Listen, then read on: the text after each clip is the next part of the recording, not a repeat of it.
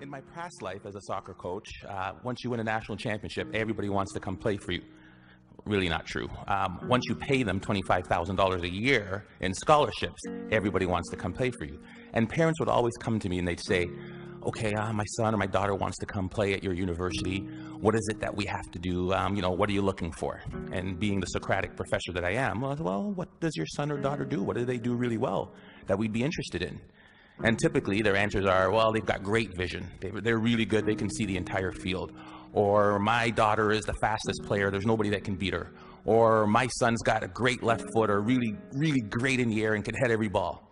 I'm like, yeah, not bad. But to be quite honest with you, those are the last things I'm looking for. The most important thing, self-confidence. Without that skill, and I use the word skill intentionally, without that skill, we are useless as a soccer player. Because when you lose sight or belief in yourself, we're done for. I use the definition of self-confidence to be the ability or the belief to believe in yourself to accomplish any task, no matter the odds, no matter the difficulty, no matter the adversity. The belief that you can accomplish it. Self-confidence.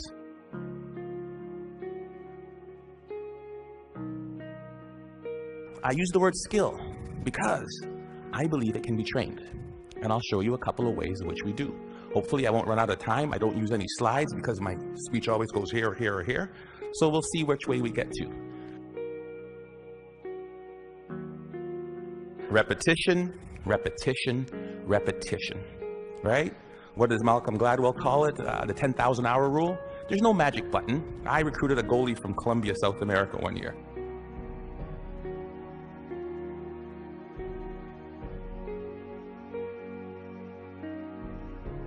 Simple solution. Get to the wall, kick a ball against the wall and catch it. Kick the ball against the wall and catch it.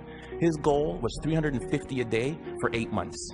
He came back, his hands were calloused, the moisture on his hands were literally gone. He is now playing in Europe. Magic? No. Repetition, repetition, repetition. The problem is we expect to be self-confident, but we can't be unless the skill or the task we're doing is not novel, is not new to us. We want to be in a situation where we've had so much pressure in that, and what I mean, because pressure builds diamonds, we want to be in a situation where, hey, I've done this 1,000 times. By the time I get to the ACG, where 2,500 people, can't say anymore, right? 2,500 people, where 2,500 people are there, I won't have a single ounce of nervousness because of my ability to practice, right? Over and over and over again. The problem with repetition is, how many of us bail after the first bit of failure? How many of us bail after the first bit of adversity? Edison was on that video. And depends who you ask, there's anywhere from 1,000 to 10,000 tries to build that light bulb. 1,000 to 10,000. J.K. Rowling should be on that video. You know how many publishers she took her Harry Potter book to? I believe the number was 12 or 13.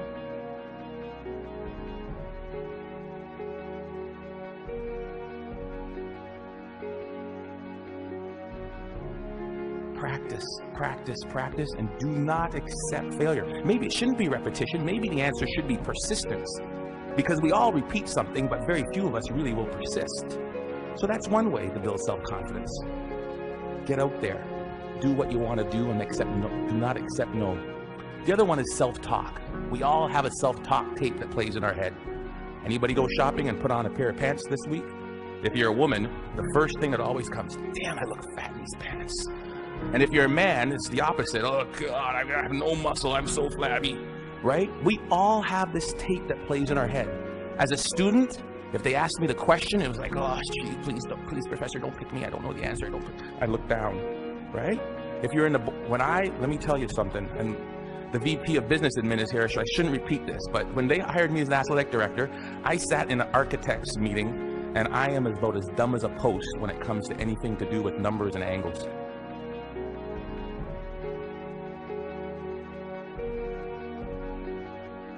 I was saying, oh God, please don't ask me. Please don't ask me.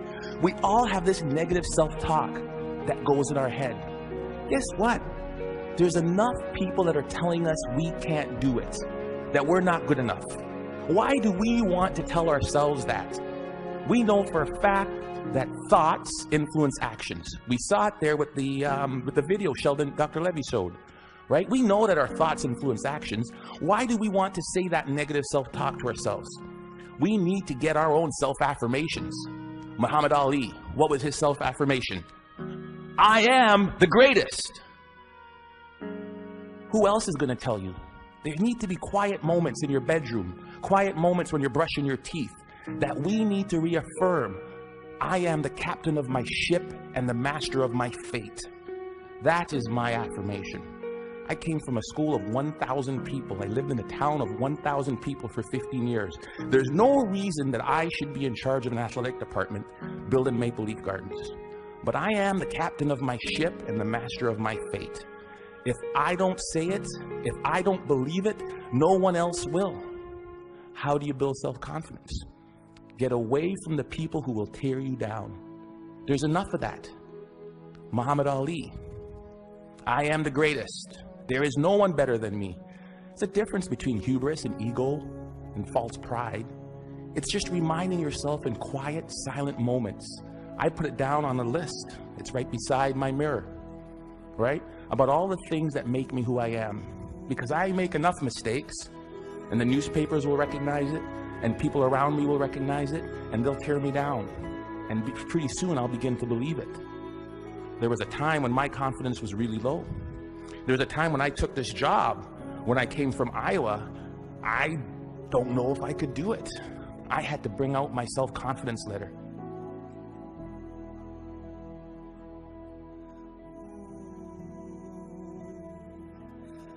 Congratulations on winning a national championship.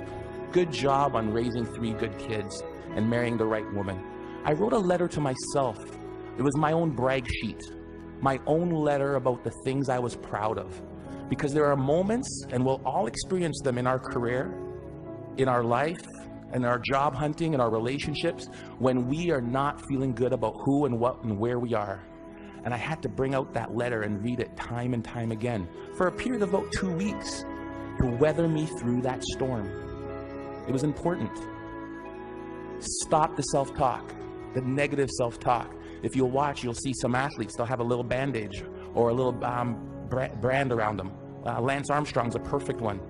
What's his self-affirmation? Live Strong isn't a brand. It was to remind him of who he was. Live strong. Then it became a brand.